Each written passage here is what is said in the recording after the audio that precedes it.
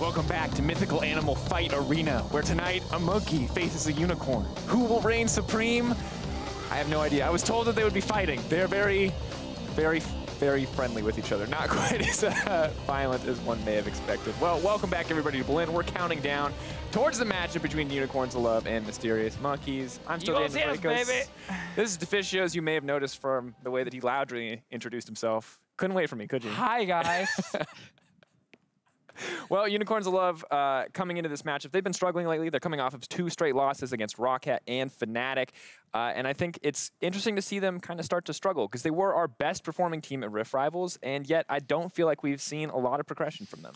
No, and obviously we also have to highlight that before Rift Rivals, we kind of had the same issues, and that makes it a little bit more painful. It was like, started the split, early game was weak. You know, vision control wasn't always spot on, some individual mistakes happening as well, but also as a team just making some aggressive moves when you probably don't have to because you're running like these pure scaling comps. We saw it before Rift Rivals, we saw it at Rift Rivals. We're still seeing it right now, and that is a little bit of a shame because we feel like there's a lot of potential in this lineup, but they gotta fix those weaknesses in the early game. I think the most disappointing thing is the fact that more weaknesses have cropped up from what used to be strengths. Xerxe, the man on your screen here, we used to pride him, you know, rookie of the split for the spring split. He used to have great early games, but now it's Xerxe, Hylissang having rough individual games. We've seen the same out of Vizicsacsi. Like, the individual errors keep cropping up in different roles now, and that is not something the Unicorns are really going to be strengthened by at all. Exactly. So we were still kind of waiting for, you know, the big positive sign in 7-14 from the Unicorns of Love. The Lord Commander Prolly,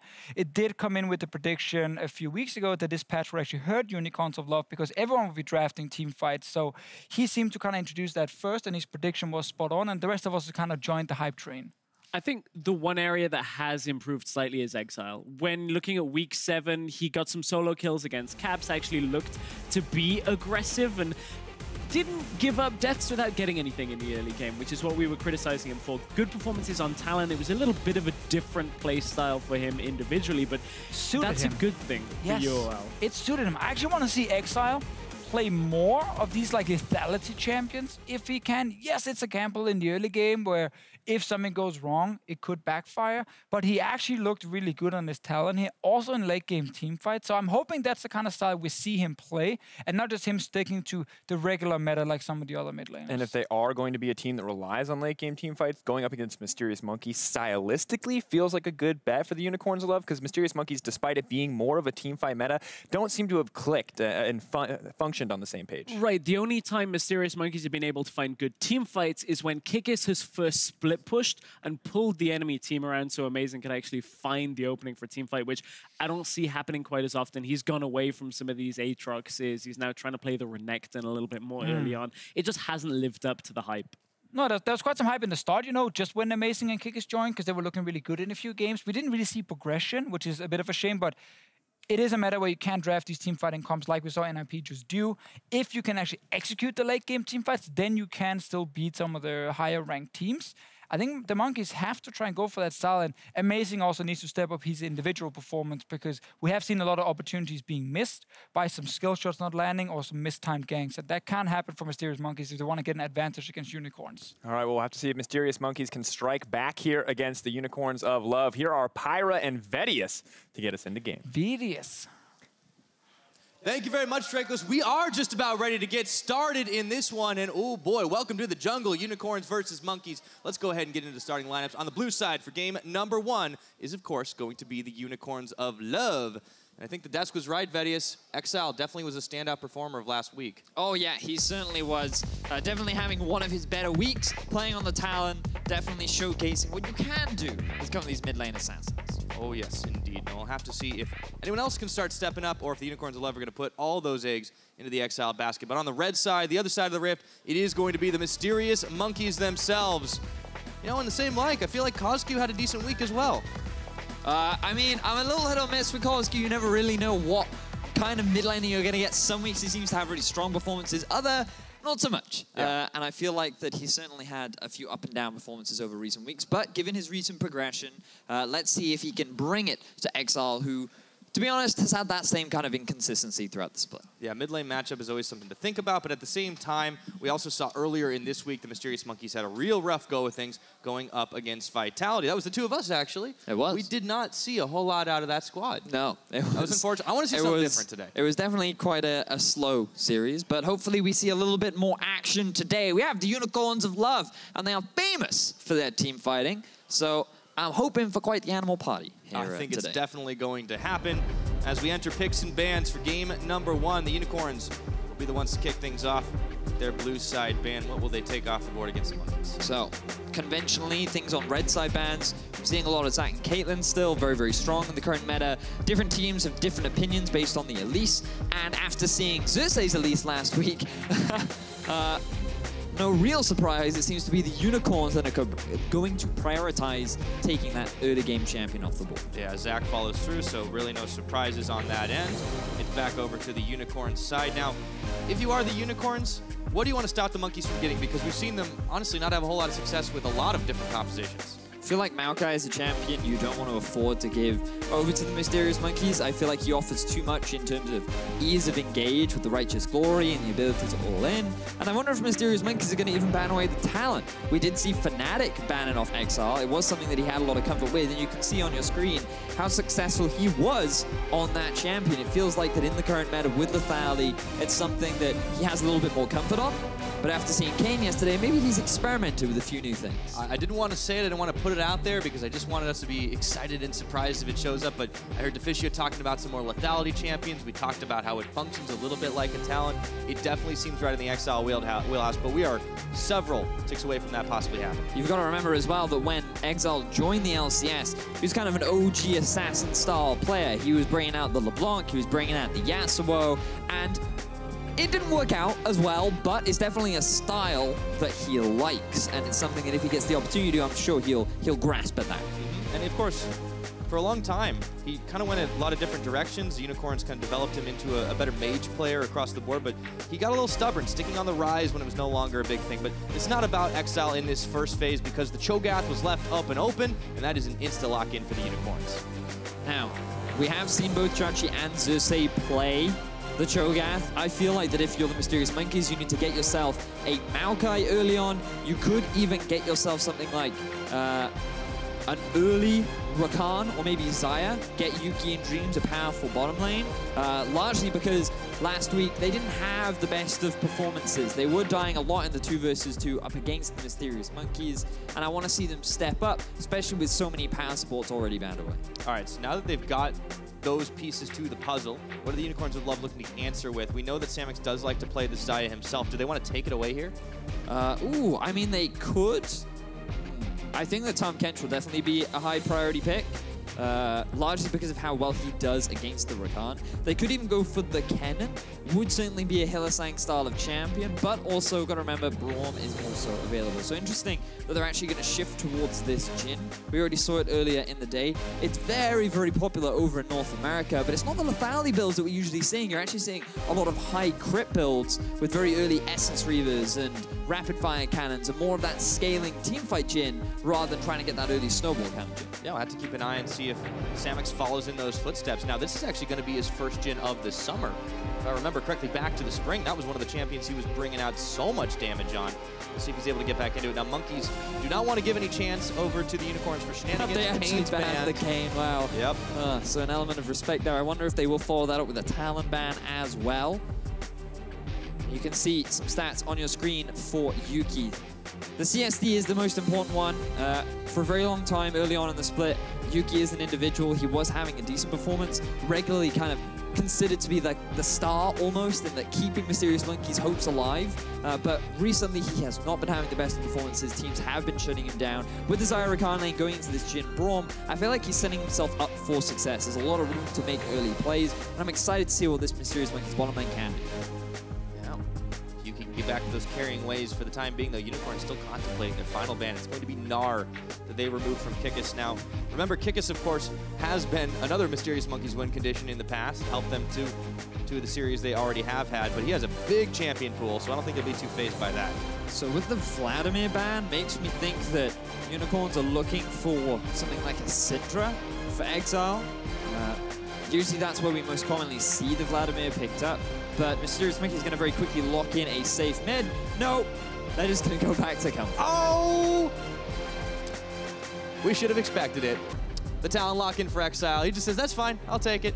Throw me the Gragas as well, so we should be seeing Chachi now on this Cho'gath. I mean, they could still run the Gragas top, but this makes more sense. You're definitely right. The Gragas in the jungle, Cho'gath up in the top lane.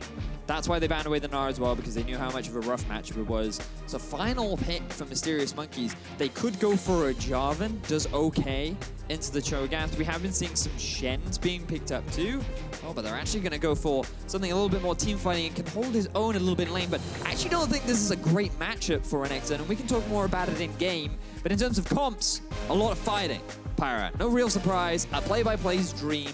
You have a lot of engage from the side of Mysterious Monkeys with the Righteous Glory on the Maokai. You're going to have the Talisman of Ascension on Rakan. A lot of running at their opponents, forcing a lot of fights. But Unicorns, they're drafting a little bit more of a disengage composition. They want to buy their time. They have the Gragas ultimate, a lot of CC from the Cho'gath, disengage from the Braum. And while they still can force their own fights, they actually want to stop, deny the engage, and then hope the Mysterious Monkeys overchase, and then they go for the re-engage using the high mobility of champions like Talon. Oh, we have seen Monkeys get caught into a trap a couple of times, but I very much doubt this will be much like the Vitality series where the Monkeys just couldn't quite get things together. It's all about fighting often and early for this team, and we'll see if Unlimited, the comp that he has drafted for this team, is going to be able to come up with enough to take down the Unicorns of Love. It's definitely going to be one hell of a brawl. With Unicorns, it always is. But it will be a battle of mythic proportions with the Unicorns and Monkeys on the Rift. And we want to hear from you guys at home, of course. Give us your tweets. At LOL Esports is the place. Hashtag UOL win or double M win if you believe in the power of the Monkeys. Mysterious Monkeys, definitely not looking good for them right now. They lost to Vitality already this week. They need as many wins as possible. They want to try and catch up into that safe spot. Whereas Unicorns of Love, they want to join HJK at the top of the group. So must-need wins here for both sides. Must-need indeed. We'll find out who reigns supreme between the Unicorns and the Mysterious Monkeys as we hit the Rift for game number 1.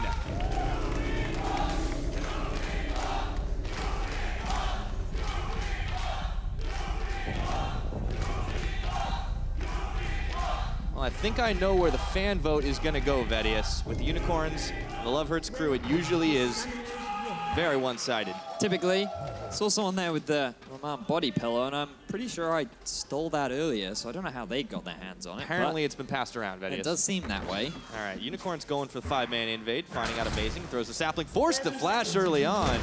That's not how you want to begin a game. A lot of respect being shown from Amazing. Realizes, you know what, if that Braum Q hits me, I could die. So instead, I'm just going to flash away. I refuse to be chopped down this early on into the game. His bark was clearly worse than his bite. Oh, very level good. 1. Very good, Pyra. I'm glad you like that. I've been working on my old witticisms, Vedius. But let's talk about the early game, right? Because from the side of Mysterious Monkeys, there's not a huge around it. Okay, they actually have a few options, because you have a Renekton, and you also have a lot of playmaking potential down in the bottom lane. The problem is, typically in this Cho'gath versus Renekton matchup, what you'll see is the Cho'gath, he'll take a lot of points in his E, he'll look to just push and push and push and push. And the thing about Renekton is he wants to be super aggressive in laning phase. He wants to be in your face, he wants to be trading, and normally Renekton wins because when he goes in, he stuns you, hits you with a Q, he dashes back out, and he's fine. He's safe. He's going to win out on that trade. But Cho'gath gets a lot of sustain from his passive. He has a lot of wave clear, and every time that Renekton jumps in, the ability of the Cho'gath to chase is actually very strong. So Cho'gath is one of those few champions that can actually go very even, or at the very least hold their own against a Renekton, which means that some early gank assistance from Amazing would be very valuable to get this Renekton snowballing in the early game. I was about to go in on that because it seemed like the Monkeys' game plan for a long time had been trying to snowball off Kikis, and this is a team composition that can fight very well, but do they still want to put their attention up there, up top early on? I guess we have to track Amazing and find out. Yeah, and Amazing's early gank pressure will be very important, but we've also got to look at Xerxe, because when we talk about these early junglers, he is an individual that has not had the strongest of performances. All eyes for a very long time have been on Exileh, but when you look at Xerxe, his goal difference at 15 is often negative. His contribution during the early game is not that strong. And when they played up against Fnatic, he was a big part as to why they ended up losing that series, trying to be over-aggressive, trying to make all these extremely over-eager plays that ended up in disaster and resulted in Fnatic taking that overall series. So I have big question marks around Xerxe and what his goals are in the early game and whether or not he wants to try and focus back to a more conventional style, which is scaling towards those late game team fights. Yeah, we certainly have to watch him, and those numbers definitely didn't look like the kind that netted him that Rookie of the Split award in the last split. Of course, his entry into the LCS was certainly an impactful one, coming from the Turkish Champions League and helping lead his team to victory there, but he's clearly been falling off as of late. One thing we definitely want to check in on, though, this game is going to be the mid lane, of course, because Exileh, he locks this into the Orianna. It's a fairly safe pick for Cozq, especially by his standards, but Exileh... Did he just dab? Yeah, he did. He's got style, man. Oh, I never knew that he dabbed. Locks Talon in. Very old school. He should really update to a fidget spinner or something. Anyway, talking a little bit... Have you been on the internet too much lately? Maybe. So, we want to see early ganks up top lane. Amazing. Level 3. Now, it poised and ready to try and shut down Chachi. All right. Okay, they get the stun off, and in goes the Twisted Advance. Kikis is going to dice his way out. Sapling's on a little bit late. Do they have the damage to follow through? Chachi's still got a flash. He's not going to need it either. He gets out alive. Wow, really good two-man knock up there from Chachi. Completely dissuades Amazing and Kikis from the continued followed up, but slight pressure advantage going in favor of Kikis. This will get the teleport out from Chachi too. So now, Mysterious Monkeys, they have this TP advantage. Level 6, they may look to try and make a play happen. Amazing, he's still hanging around them. Yeah, he hadn't actually gone back yet. Chachi was quick on the teleport finger. He is getting pushed in for the time being, but this is what's going to happen with that Renekton. As you explained, it's maybe not a great matchup because of the sustain, but Renekton's still able to push, and he has that farm advantage. But there's always a timer. And as you know, the late game Cho'gath is going to be pretty deadly. So if Unicorns get a longer game, this could be a good one for him. The thing you always have to remember about the Unicorns is they are still that team that they usually have a slow early game. Pretty casual, pretty relaxed, and then around the 20-minute mark is where they really kick the action off. But I'm keeping my eyes once again on the bottom lane. I feel like both those guys are looking for a bit of trading early on. Yeah. Well, Yuki and Dreams, they drafted the Xayah Rakan early on. It's clearly comfortable for them. You pointed out that Yuki had been a point of success for the Mysterious Monkeys when he was able to kind of just unload damage in fights. You can see that Amazing, even though he's down here clearing camps, he's emphasized being able to get places quick with the Moby Boots early on. So he could be making a move down there soon too. Good spot there, Pyra. Typically, when you go for early Moby Boots, that does say, I want to gank a lot. It gives you a lot of mobility throughout your jungle, gives you a lot of freedom, and it's really good if you could shut down this talent in the early game. We haven't talked much about it, largely because Deficio and I talked a huge amount about it in the last series, but typically what you want from a talent is an early snowball. Lethality is all about the name of the game. The thing about Lethality is it's great when the targets have low amount of armor, because it's flat armor penetration. Once they start stacking it up, it gets a little bit difficult as we see a bit more trading in the bottom lane. Grand entrance and a battle dance out of Dreams. They do trade well. Samux is the one who takes a bit of damage. Hylissang stepping in front to help him heal up there. That last shot on this Jhin. Samux is still staying relatively healthy, and he's actually been able to out-farm his opposite number for the most part. So now those boots start, too. That's something we didn't really talk about either. He's emphasized mobility himself. Yeah. Largely to just get that additional bit of sustain. It helps with your trading pattern, too. We have seen some Doran's Ring starts from some Jhins over in North America to help with the bouncing grenades because of its great ability-power ratio. Outside of laning phase, it's not that valuable, but that's not what we're seeing today. Likely he's going to rush some early Moby Boots, but right now he's getting engaged once again. Yeah, but Hylissang is there to get the block on. So Dreams and Yuki continuing to try and trade it out. It's even on the farm game. Down towards the bottom, we've yet to see the junglers make an appearance. But we're only 6.5 minutes in. No need to rush this one. Yep, no need to rush indeed. I'd love to see Amazing try and make a repeat appearance up top as the ulti gets used. Kikis, he's got the dominance on. He is the big animal right now. Chachi's throwing down the Rupture just to make sure he doesn't get followed through too deep onto. Still both flashes for both top laners with the teleports both down as well. But Amazing, he's busy clearing out the wave. Okay, the wards, I should say. So I would just want to take this opportunity very quickly. We've got to look at the builds. Because I want to look at Cozq and see he's gone for a Blasting Wand along with an Amp Tone. Now in my head, this is kind of like he's edging towards a Rylai's. Now, this is a bit of a gamble, because the thing about Talon is he snowballs really well, and once he's got a few levels under his belt with some early lethality, oh, he hits hard. So, solo queue players at home, I highly recommend rushing some armor. Either go for the armor boots or just get a very early Seeker's Arm Guard. Really good tool for mitigating that early laning power that Talon can have once he gets a few levels under his belt. But by going for the Rylai's, if that is the build path that he decides to go for, it will definitely give him a lot of health and a little bit more utility to prevent Exileh from having that level of burst. That was not the most effective Ignite, Hylissang. He stopped their backs. He did stop their backs. This will allow Samux to get back to lane sooner. They will be able to get onto the tower faster. This is a big tempo advantage play that UOL is trying to make right now. Yeah, Dreams, he's going to be body blocking here just to make sure Hylissang can't interrupt Yuki any further, but he takes a lot of damage for it. And in the end, here we go. So Samux will be making it back to lane. He's got himself a shiny new set of shoes with those boots, as well as the BF sword. So this should definitely help him out, try and get an edge over Yuki. But Yuki's also got a BF, so that's at least matched on damage for now. But he will get back to lane a little bit later, so this will continue the early advantage that Samux has been able to build up for himself. The great thing about Jhin is usually early on in laning phase, he's still pretty strong. But now you're starting to see this trait actually go in the favor of Xerxe, getting a lot of early armor to deal with the Renekton. Now Exileh. Shockwave pulls in Exileh. He's going to instantly top his ult on and look over to Cozq. Parkour's over, but Dreams is there to intercept. Oh, predicts it with the knock-up. And is Rakan going to finish it for first blood? I think so. Great roam there from Dreams. Right place, right time. They get the kill down onto Exileh.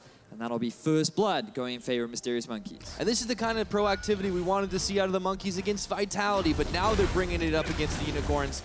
I want to see how this continues here. 9 minutes in the game. They're making moves. Xerxe and Chachi are up top. They get a bop on to the Croc.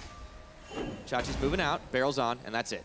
Bit of a pressure play there from the Unicorns of Love. They see the gank happen mid, and they want to try and make something happen somewhere else on the map. Let's have a look back at how this happens here in this replay. So, Mysterious Monkeys, they spot out Exileh trying to clear out the ward. He doesn't flash away from the ultimate. A little greedy from Exileh, but I love the pathing that he takes, thinking that he's safe, utilizing the walls and mobility, but he just doesn't expect Dreams to come out of nowhere. And if you think back, if Hylissang had never delayed the recalls of Hylissang, of Dreams, rather. He delayed his own back, too. He never would have been in that situation. So it's all Hylissang's fault. Is that what you're saying? Say. Okay. Yeah. Well, I guess you can always blame the support.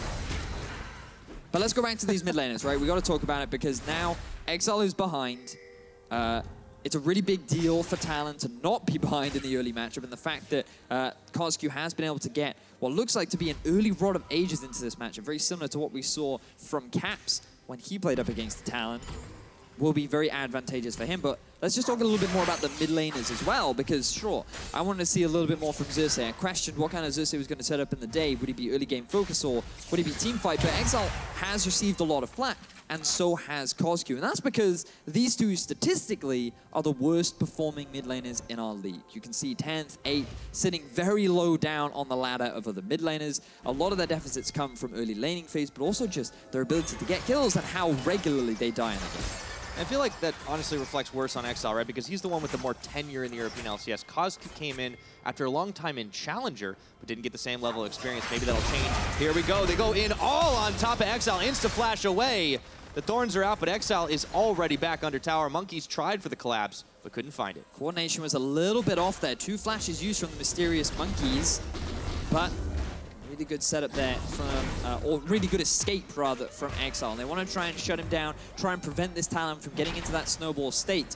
Mysterious Monkeys being extremely proactive in doing that so far, and it will allow Cozq to healthily transition into his itemization later on. Yeah, speaking of itemization, you talked about the possible Rylai's. Of course, it looked like he changed it up or had a different plan in mind because he's working his way toward a Rod of Ages instead. So not so much on the armor, but at least he's going to have some sustain there. Yeah, personally, I'm not a massive fan of it, but this was something that we saw Caps do as well. It does give you a lot of health. Will attribute to more of a scaling sort of Orianna build, but I think the big thing is that you lose the cooldown reduction that you typically get from the Morellonomicon, which is extremely important on a champion like Orianna because she is so teamfight centric that being able to spam those skills as often as you can, give shields, move your ball around is super, super important. So I wonder if he will build towards the Morellos a little bit later on, but he needs to get that Zhonya's completed ASAP to mitigate a lot of the burst power that Talon does have. Especially considering the Dustblade of Drakthar has been completed on Exileh's side, and well, we could start seeing things shift in their favor. For the time being, the Monkeys are the ones that do control this gold lead. It's been an extended laning phase because nobody's made a big swap or a big push. Yep. I want to see if that ends up changing here. Now, Yuki's going to be joined by Dreams, but he's trying to take the express path, and Hylissang cuts him off. Remember that it's not the end of the world for the Unicorns of Love to scale. Jhin scales pretty well based on the build path that he decided to go for. Rush of the Infinity Edge into the Rapid Fire Cannon. Very similar to what we see over in North America. And Xerxe, he's on Cho'gath. Cho'gath scales well. He scales with health. He does a lot of damage later on, especially to any target that he can get onto, really, because of the amount of true damage that he in fact does do. And this could be an issue for Mysterious Monkeys because Renekton isn't ahead. Yuki and Dreams weren't able to snowball any kind of bot lane lead. And we'll have to see, because right now, an extending laning phase isn't that bad from the Unicorns of Love. No. Oh, and Dreams. Uh-oh, he ran right into the gank squad of the Unicorns of Love. The rake comes out, and Hylissang throws on the Winter's Bite. That's the finishing blow, as he's able to pick up one kill for himself, and now they are proxying behind this wave. Xerxe Exileh stopping anything from happening by way of defense. Cozq will get some free hits on the mid tower while the Talon is away, but he's back soon enough. And this is where we'll start to see things open up for the Unicorns. And you have to praise the Unicorns. They had really good vision around the bottom half of the Mysterious Monkeys jungle. Exileh now going into Cozq. Oh boy, Twilight Assault, and he throws the rake back. Cozq down to half his health. He has his barrier, already used it. In comes Xerxe, shockwave on himself, but it's gonna be the sombrero, and Exileh picks up the kill. Meanwhile, Samux has to flash away, twirling his gun with style, but can he get away? It looks like it. Hylissang is there for the defense. Yuki coming out, just able to clear some wards, and that's it. This is why I like to see early armor on those mid lane champions against Talon.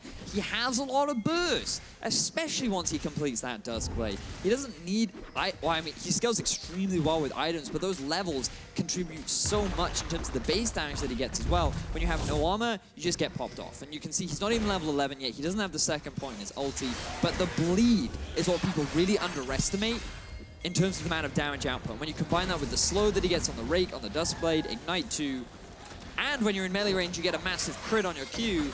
So much damage available, and you don't have any armor to support it. Exileh, he wants to get this ball rolling downhill.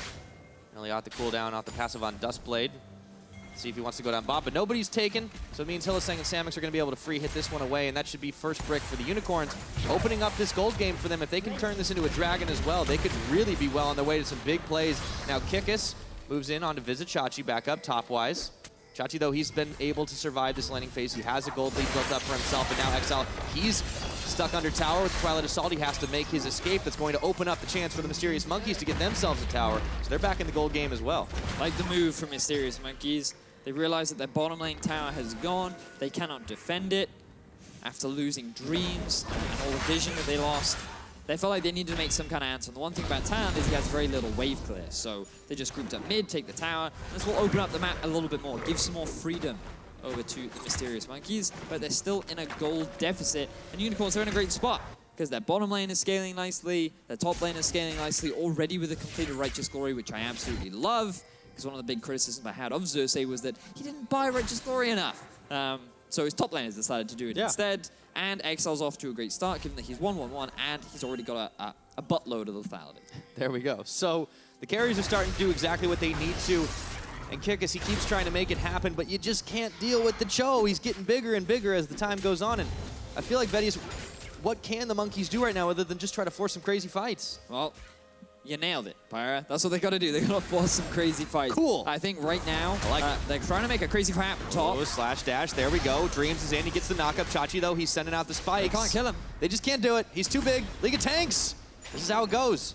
But these kind of plays needed to be happening at like level 7, level 8, where Renekton had enough early power to be able to kill the Cho'gath.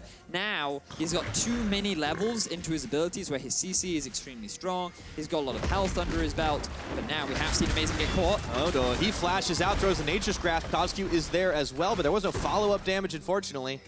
So Amazing has to burn a key summoner as well as his ultimate. And now their eyes are on the dragon. Unicorns of Love already grouping up, getting some deep vision down. Maybe they just want to force a fight, classic Unicorn style. Why not if you can get away with it? So, Double Charm is on, but there's no follow-up damage. There's a Shockwave on to 2. Hylissang, he's taking up the entirety of it, and Dreams will be able to take him down. But meanwhile, the curtains have been opened, and Exileh is going to be making his grand entrance through, hopping and skipping and throwing those blades out. Roots down. Xayah, they get the hop over. It doesn't matter. A double kill for Exileh. And Unicorns of Love, when they have the choice between taking an objective and forcing a fight, naturally, they choose to go for the fight. They find a successful one, they get themselves 2 kills, and they walk away the victors. And this is why people love the Unicorns of Love, Vedius. Who needs objectives when you can just get them once you've won the battle? Kill him, Pyra. That's the best objective. Get the gold through kills. 4-2 now is the kill score, 2,000 gold lead, and now they get the objective. Exactly. You know, it's a safe, secure Pyra. Reliable strategy, group up mid, make the fights happen. And so far things going splendid for the Unicorns of Love, as we do see how the fight happens. So Mysterious Monkeys, they just want to push out mid. They're expecting Unicorns to go for the Dragon. Oh, they don't.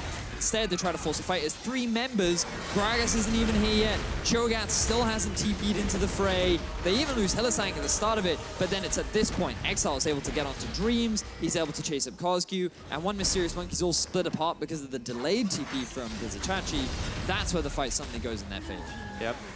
Well, you know, usually when you see a pick like a Talon, as Exileh goes in once again onto Dreams, he'll be able to get the deletion off. Man, he's really trying to show up caps for that best assassin EU. Blood for the Blood God, as Exileh picks up another one. Now completed the Ghost Blade, even more mobility, loads of chasing, loads of lethality. Dream always said, Pyra, if you don't have that much armor, his stabby stabs really hard. Yeah. If you don't have armor, the stabs you through. Exactly, right? I'm glad we've established that. Because you need it to stop the stabbing, right? You know how I knew that, Vedius? Tell me. I played a lot of Assassin's Creed. I too played a lot of Assassin's Creed. And so did Exileh, apparently. Looking to continue his assassinations. All right, he gets a hop on. There's amazing. The barrel comes out, just going to knock the bird away. And Exileh is unstoppable at 19 minutes. The guy's got 5 kills. 5-0-1. You're starting to understand why Fnatic chose to ban this champion away from Exileh. Certainly seems to be one of his comfort picks. Something he's having a lot of success with. And he's been able to build up a lot of his own leads, but also Mysterious Monkeys, they've just slowed down. You know, I'm very critical of this Renekton pick. I feel like Jarvan would have given them a lot more teamfight value later on into the game, but they do still have pretty good team fighting as the game progresses. Yuki scales very, very well on this Xayah. You have an Orianna in the mid lane whose power spike will be delayed a little bit by going for something like a Rod of Ages and the Sonya's Hourglass. Which he's halfway towards, or at least getting closer. But it will get better later on. There's still a lot of power there, and if Exileh dives into this fight and he gets CC'd by Kikis, who are amazing, or he gets charmed up, he will be obliterated in an instant. So that's the still win condition there for Mysterious Monkeys. Yeah, you know, we talked a lot about Exileh, and he definitely has been the flashiest member of this team right now. But I feel like stepping into the shadows here is Samux, because he's been consistently throwing down damage, picking up assists. He's going for this crit Jhin build, and he's sitting on 2 items of it at the moment. It's not going to be too shabby, especially considering the Monkeys haven't been picking up as much armor as they should be. Yeah, you're quite right. Samuel Fernandez, someone that if you ever speak Don't forget the fort. Yeah, if you ever speak to Roman, he's very passionate about his AD carry. And you're quite right. Often we don't talk about him, but that's because he's not really the guy that makes all the plays. He's not super flashy, as you correctly identified, and he doesn't need to, because you have Exileh for that. He's more of the cleanup AD carry. He's that consistent guy that will deal the damage, and it is very impressive how he has developed so much as an AD carry. Whereas for Mysterious Monkeys so far, we're still seeing Yuki suffer a little bit. He fell behind very heavily once again in lane. Not quite that staple performer that we normally see. As the UOL squad once again group up in the middle lane and consider looking for another fight. Well, I think that is always a safe prediction. Unicorns looking to fight it up the middle. And they said on the analyst desk that it may lose them their competitive edge because everybody is drafting these ARAM compositions. Well, the Unicorns, they did it without even appearing to do it, as Xerxe runs into 3 here. That's unfortunate for him. A little bit bad positioning. However, even with the big barrel and the flash out, he may still not get out of this one. Mysterious Monkeys, they do not want to quit on this, but how much are they willing to invest? That's quite a lot, it would appear. Even Yuki and Cozq were coming to the rescue, and now they will finally get that kill. But meanwhile, Exileh splitting up top. It took them so long to get the kill onto Xerxe because their only real damage was Kikis. Yeah, you had a lot of CC, but if there's not enough follow-up, then it won't result in anything. And this will give Exileh the freedom to push up top lane. He's not going to commit to the tower. Instead, UOL, they're looking to try and force a fight. They're looking to try and force it out. And Dreams Cozq, they're not going to be accepting this one. They'll back away for the time being. They know they can't afford to take a fight. They might lose and let the minions just keep on pushing in. But I want to go back to your bit about Samux too, because in the spring, he was one of the big Unicorn success points, still not one of the flashiest players. Playing this Jhin consistently and having big damage numbers on it, looking great as an AD carry. And honestly, it's all the more impressive considering, you know, you got to go back some years ago and remember that this guy was a top laner in the original iteration of the LCS for Giants. I mean, he's been around, but he role swapped. He was never considered to be one of these incredible top carries, but he has been slowly building a reputation. And I'm going to stroke my ego a little bit here, Pyro, because I did say last split that I believed Samux to be one of the best performing AD carries. I gave him one of my MVP votes. I got a lot of hate for it, but I'm glad that he's stepping up to the occasion now as UOL find the fight. Let's see if he can do it. The floor starts things off, and now the tower is on the menu. The shockwave, it's not going to pull anyone in. The barrel knocks them all back, and in comes Kikis around the side, but he's stymied here as he tries to get a stun off onto Hylissang. He does it with Chachi with a Feral Scream around and a Blade Storm, or a Feather Storm, I should say, as Cozq is going to get one kill. Yuki was looking for another, but he's forced to burn both Flash and Heal. The roots are on, and the Unicorns are scattered to the winds without their support. It looks like the Mysterious Monkeys might be able to find a fight. No AD carry, though. Yuki, he was zoned out of this one, and now the tables are turning once again. A two-man rupture. In comes Xerxe, turning things around. Yuki's already back to base. And there is the curtain call. 1 shot, 2 shot, 3 shots on the tree. The fourth, he's just out of range, but the rupture still hits, and they want to keep chasing the spikes. Do it. Chachi with a kill. But it's only a 1-for-1, Pyra, after that incredibly exciting 1-for-1 fight. Mysterious Monkeys equalize the kill score, and as long as they can defend this tower, this is fine for them. They don't lose anything major. But UOL, they have this tendency to take these risky plays. Samux has no mana. They're going to try and force the Baron. It's 24 minutes on the clock right now. Amazing is down for another 15 seconds. Kikis has his teleport. It would have to be a fight because there is no smite. Let's see what the Monkeys can do. Cozq, he doesn't have his shockwave up. They need to buy some time, but the Unicorns are looking to fire down this. Instead, they turn their attention over to the fight. This is exactly what the Monkeys want, but they have to survive. No, the smite goes down. And now Unicorns, they wanted to turn it, but the Monkeys knew when to quit. And Kikis, he didn't TP into the fight. There was no smite available for Mysterious Monkeys. And in the end, they make the play work. But let's go back to how this all started. This was a risky play, trying to go for the dive rather than just commit to the tower. And it's difficult to siege when you have a Jhin and a Talon. But I feel like at this point, UOL, they just need to be a little bit more patient. Instead, they're trying to make it happen. Number of members get out with their lives, but then they split up, and that's where Mysterious Monkeys collapse. They use a lot of flashes, they use a lot of their engage tools, and they even lock up Samux, but they cannot get the follow-up because of how tanky and how much utility Chachi does provide. At this point, Mysterious Monkeys, they need to disengage. We don't have time because we're back in the action. Yeah, back to live right now with the Baron. Unicorns looking to push on tier 2 in the mid.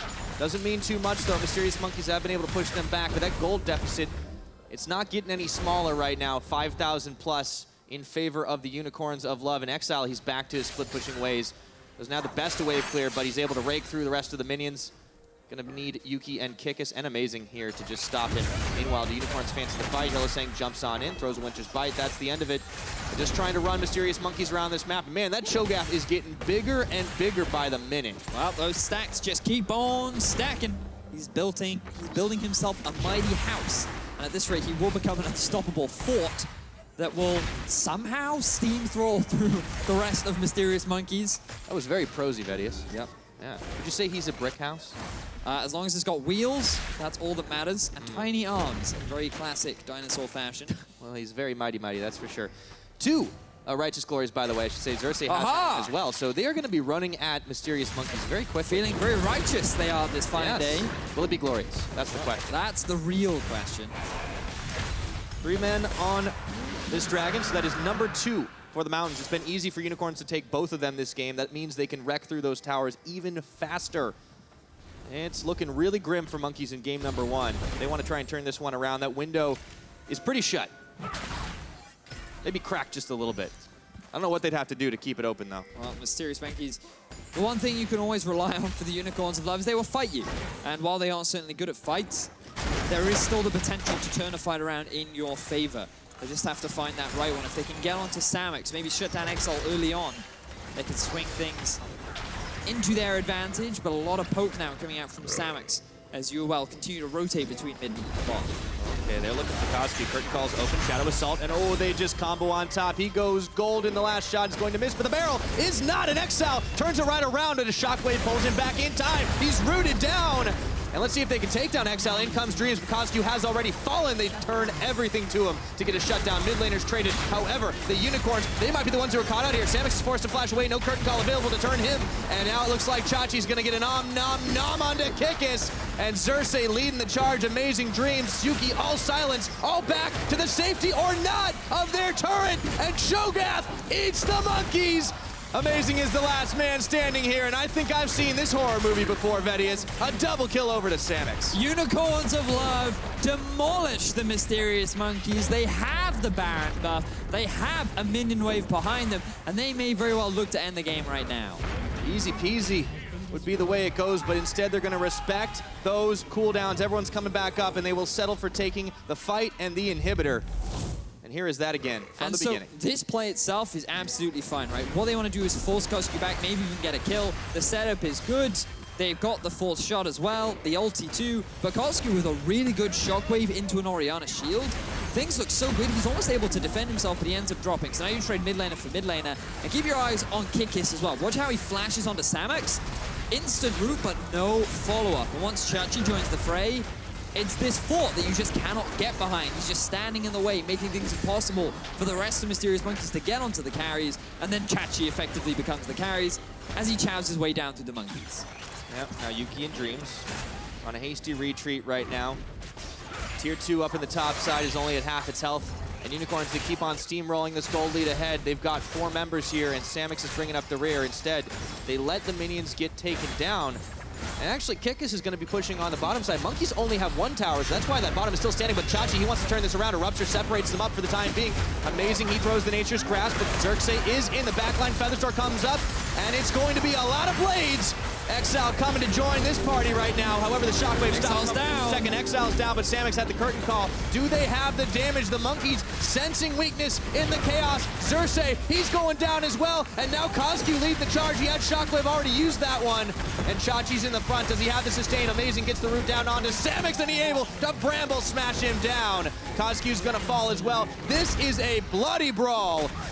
And I don't know who's going to win this one. There are only 2 Unicorns left. Make that one, but it's Chachi. And it's so conventional for the Unicorns of Love to do this. Chachi, he's still alive. He's still just bimbling around, never gonna trying kill to get this the guy. kill. I don't think anyone can kill anyone, Pyra.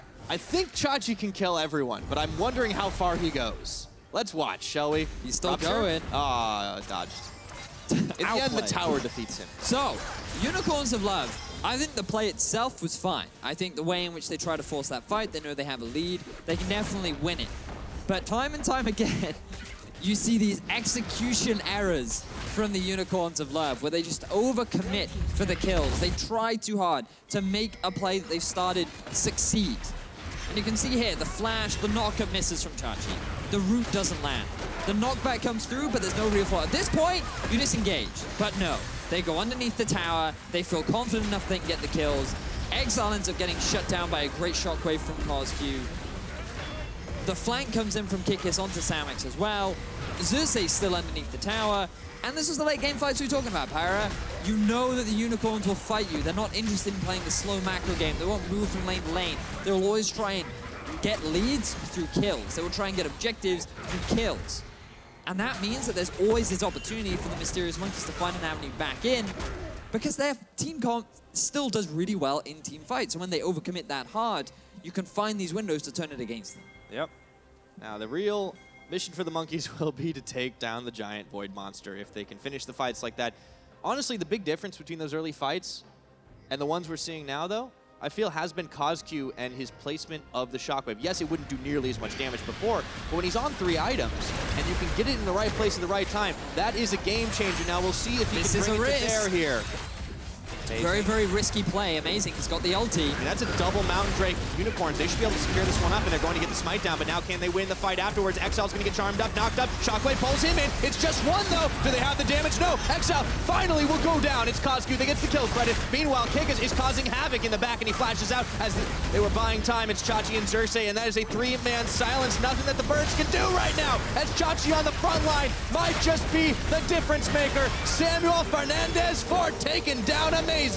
And it looks like the dreams of the monkeys are starting to fade here as Dreams himself, his health bar was nearly taken down to 0. Cozq trying to dodge, but you can't dodge them all. And the Unicorns take the fight. So much is happening in these fights, but it does look like that the Unicorns of Love, they still are able to win out. They will be able to get the superior number of kills. They walk away with the Baron, and now they are running it down mid. They have some minions available to them. Samux and Vizicsacsi looking poised to take that Nexus. And the worst time for a pause. Oh, man. Oh, allows us to catch our breath though, Pyra. Okay, yeah, I mean, I've been going a little crazy in this one. But that is the Unicorn plan. Get the fight, run it down mid. All according to plan? So, I'm sure we'll get a replay of the actual Baron fight, but basically, while it is risky, you have Cho'gath. So you have the ultimate available to just nom it down. You've also, you know when you're going to get that guaranteed crit from Samux too. So there's like a lot of burst damage from the Unicorns of Love, and one of two things happens. They either rush down the Baron and they get it, or they force a fight that goes in their favor because they know that they're strong enough. So I think that while there's always an element of risk doing it, I think overall it was a fine play. It just very much came down to whether or not they were able to execute, and this time around they were. But again, Exileh, he goes to this flank, and he gets shut down very quickly. Mysterious Monkeys, they look like they were ready for it. But they use all their damage on trying to kill Exileh.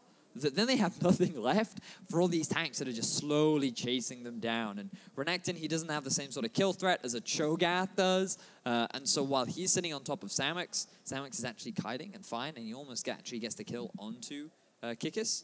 Whereas Chachi, he tanks up like 3, maybe even 4 members, and he's just like, and eventually he's able to almost kill Yuki. Yeah, specifically that sound effect. That was, yeah, that was a theatrical interpretation. I'm a Cho main, as you can tell. Well, I'm glad to know that. Now, just to update you guys on what is going on, there's a mouse issue relating to Yuki. So while League officials are on stage trying to get that one resolved, I'm told we'll be jumping back into the previous fight and seeing the action unfold once more. And yeah, that definitely needs a second breakdown, I feel. Yeah, so here we are. Now, what you'll notice is here, Chachi, using his CC to just keep people away. He has the nom-nom, you have the crit, you have everything, so they make the play work, but then a great collapse onto Exileh, shuts him down very quickly. He doesn't get the same kind of burst. And just keep your eyes on Kikis versus Chachi, right? Because Kikis, he has to flash away because he doesn't have the power to kill Samux. Whereas Chachi's literally tanking up 3 people being like, I take no damage. I'm not afraid of anything. I have all this bonus health. I have all these bonus stats. And I'm just buying time for my backline to eventually kill whoever's in their way, and then I will eventually win the fight. So you're just seeing the difference in late game teamfight power between a Renekton and the Cho'gath. And this is why I just come back and I criticize the Renekton pick. I wonder if it was best. I feel like that he picked it full lane, and even then, he wasn't really able to do very much with it during the laning phase. Yeah, perhaps the Monkeys needed to go something a little more scale-centric. I mean, the build in the Orianna was that way. The dual laners worked that way. The Maokai worked that way. The Renekton definitely seemed to be a little bit out there, and that's something the Monkeys will have to think about going into Game 2. Now, they're at death's door here for Game 1 because the Unicorns are inside of their base, but of course, in the pause moment, people coming off a cooldown, maybe we'll see one last desperate fight. Well, we may very well do. In order to do that, Yuki will need a mouse. So I've just been informed that his mouse will be swapped out. They're going to confirm the settings, and then they can go for that final fight. He can dodge skill shots. Yes. I've been told it when is he has a mouse. a necessity from personal experience. But things definitely looking bleak for the Mysterious Monkeys in Game 1. While the Unicorns of Love have certainly taken a few risks this game, I feel like a lot of the time we've still seen them stick to their style, which I think is the big thing. We haven't really seen much of a shift from what we saw from Rift Rivals. I still think that we're seeing the same kind of Unicorns of Love. And while certainly Exileh seems to be having better performances when he's allowed to play things like the Talon, I think it's definitely a big comfort pick for him. You just have to wonder, right, is it concerning that Unicorns of Love haven't really changed anything about their style, or is it fine, right? Or are they just getting better at perfecting? Because I feel like they are playing a lot of these fights very well. But still, is this something that can be punished by some of the other stronger teams? Yeah, I think that is a really big question because it's hard to take things away from, a bout with the team that's at the bottom of those standings. And when you compare how the other teams are fighting it out right now, you'd think that they might be able to shut this style down a little more effectively. Everyone was clearly watching that Fnatic tape and seeing if maybe they will just respect the Exileh talent in the future. Maybe not. Maybe they'll find a way to play around it. But it is concerning because the other two teams came out of Rift Rivals looking stronger. The Unicorns are the ones that didn't. Yeah, and that's a big thing. So still 2 weeks left following this one of regular season play, and then we'll be jumping into playoffs. And as we talked about earlier on, the stakes of this game are very much that... Is that the new mouse? Looks like it. It looks pretty shiny. Oh, no, that's the old mouse. That looked a little used. I would argue that it's a little shinier, though. Yeah, I mean, I guess old and new is relative if you've been using it this game or not. TLDR, guys. That one could be older, technically. You're having a visual of how to install a new mouse. Step 1, unplug. Step 2, plug in. Step 3, test it out. Yeah, move it around. Thank you for the demonstration, Yuki. I think he likes the other one. He's looking at the other one, like judging it, being like, you let me down. For so long, I trusted you. And now you are gone. Feels bad, man. Yep. You can't click. Betrayal. Replaced in the blink of an eye. So Yuki is cold-blooded there. Yeah, they're just confirming the settings now, and then we'll be jumping right back into the action. Just to give you a bit of a reminder, Yuki's alive, Dreams is alive, Kikis is alive, but Hylissang is stopping the backs of both Kikis and Dreams, and there's only really Yuki left to defend up against a full health Vizicsacsi, a full health Samux, a level 16 Samux, might I add.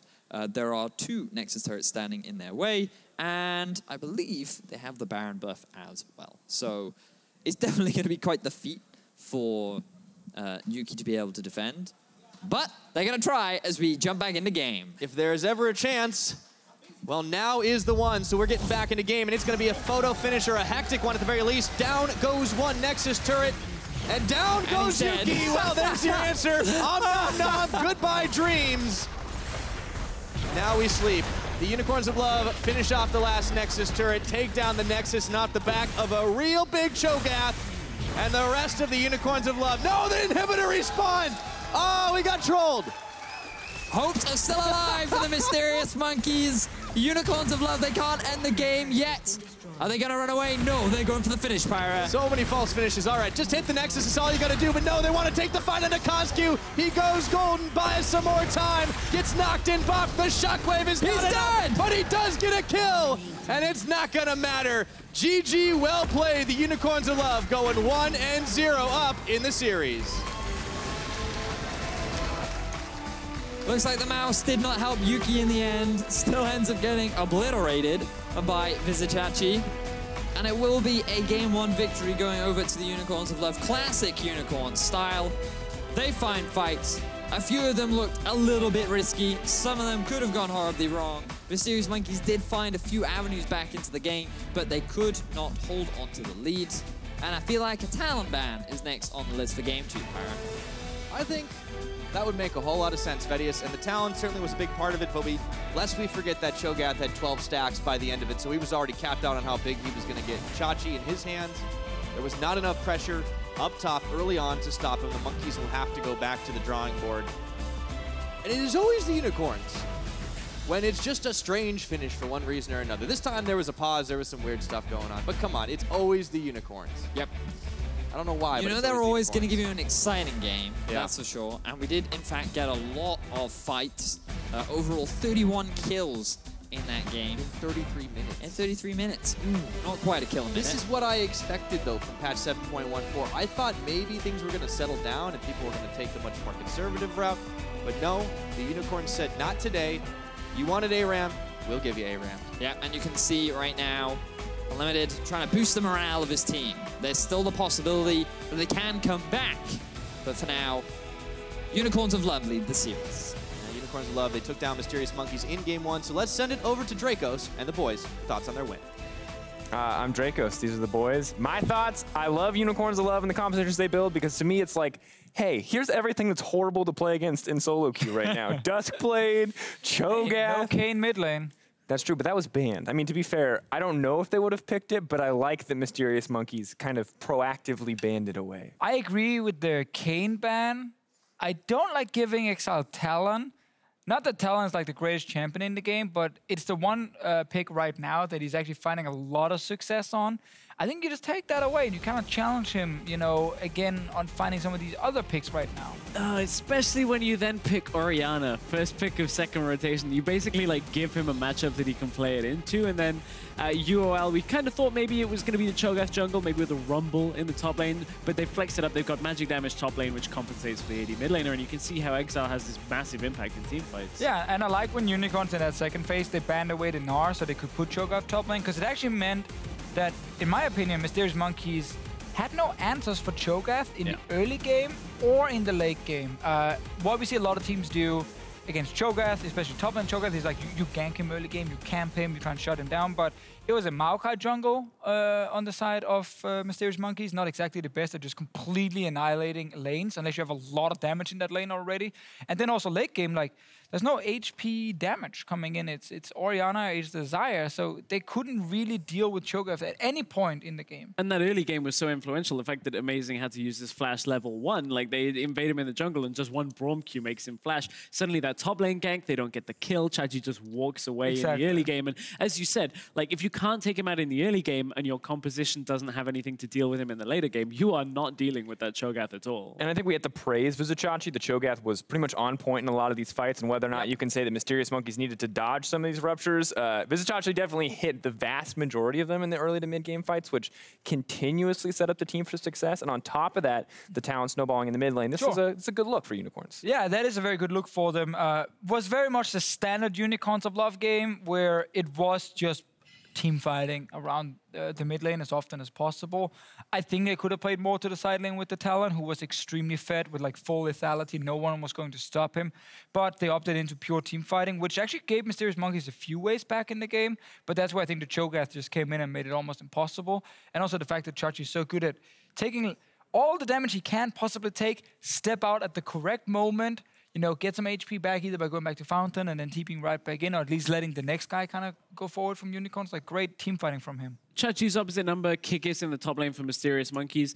You mentioned some of the windows from the team fights. Kikis made a couple, flashing onto Samux in 2 fights back-to-back in the late game, taking him out, and that reduced some of the damage. But you saw the impact of this infinitely scaling Cho'gath doing max % health damage with the E just walking through fights 1 versus 3, and Mysterious Monkeys are running away. And that really is the danger, is despite the fact that Kikis is making these individual plays, it's not enough for Mysterious Monkeys as a whole. Too far down, I feel like, simply because the Talon got so many early kills as well, that's kind of the crazy thing, because like Mysterious Monkeys are in a lot of trouble when they can't shut down Cho'gath and they can't shut down Talon. Both of them kind of snowball out of control. Yeah, and Unicorns can win team fights. Exactly, and when we look at this mid-game team fight that we're going to bring up, it's not like this was, the greatest call of all time for Unicorns Love, but they did know that they had that massive lead. They knew that they could punish just about anybody, and they do put it to good effect. Yeah, this they go onto Cozq, didn't quite get the Zhonya's off immediately, but buys enough time for him to survive through. And look, Exileh has dove behind the tower. This is the 2nd or 3rd time that Unicorns would do this type of play within the game. And watch for Kikis. Vedius highlighted how he gets onto Samux, and this was the first time really where Samux is now on the back line, trying to just run as far away from the fight. But Chachi, so strong. Look at how tanky he is. His health after he pops that Gargoyle Stone Plate, the ruptures connecting every single time. He's in no threat. We had so many team fights looking like this one, where it was extremely back and forth, like a few kills in favor of Unicorns in the next fight, a few kills in favor of Mysterious Monkeys, and that was my only like concern or criticism with this game, was that a team who actually got the early game advantage with a Cho'gath and Talon, in my opinion, should be able to fairly cleanly actually take over the game, because there's no answer for the Cho'gath, and there's also no answer for the Talon in a side lane. But instead, it became just team fight. That's true, but they did find the win, and they're definitely proven by the KDA. And the damage per minute, that is disgusting. Look, the Cho'gath, they couldn't kill the Cho'gath. I will not take anything away from Vizicacsi's Cho'gath performance at all, but the fact that Mysterious Monkeys actually found some fights that could have made them, or potentially put them back in the game, I don't think that should have happened with how fed Talon and Cho'gath were in this game. And while I agree, I just want to point out that I remember, I think it was Origin Power of Evil, Varus 1200 damage per minute was, I think, the highest damage per minute we had ever seen for any individual player. I'm sure it's been surpassed since then, but 1,000 damage per minute for a full tank, the Cho'gath, is insane to me. I feel like people have to ban this champion away. I mean, they gave it as a first pick. I don't think they got a whole lot in return, sadly, for the Monkeys, because they picked the Maokai, which was fine. But then they picked Rakan, and Braum was there as a counter pick for Hylissang. So it's kind of like they didn't get enough value to give away the Cho'gath in good faith and say, yes, this was great, we trade him for 2 OPs, because they didn't actually get 2 OPs in return.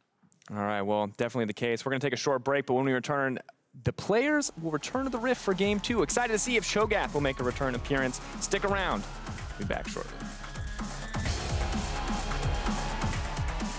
Exileh. Shockwave pulls in Exileh. He's going to instantly pop his ult on and look over to Cozq. Parkour's over, but Dreams is there to intercept. Oh, predicts it with the knockup. And is Rakan going to finish it for first blood? Hopping and skipping and throwing those blades out. Roots down. Xayah, they get the hop over. It doesn't matter. A double kill for Exileh. Now it looks like Chachi's gonna get an nom onto Kikis, and Xerxe leading the charge. Amazing Dreams. Yuki all silence, all back to the safety or not of their turret. Jhin no flash, guys. We are going for Jhin. We are going for Jhin. Okay, we get Jhin. We get Cho'gath now. We're getting back into game, and it's gonna be a photo finish or a hectic one at the very least. Down goes one Nexus turret. And down goes Yuki. Well, there's your answer. Nom. Goodbye, Dreams. GG, well played. The Unicorns of Love going 1-0 up in the series.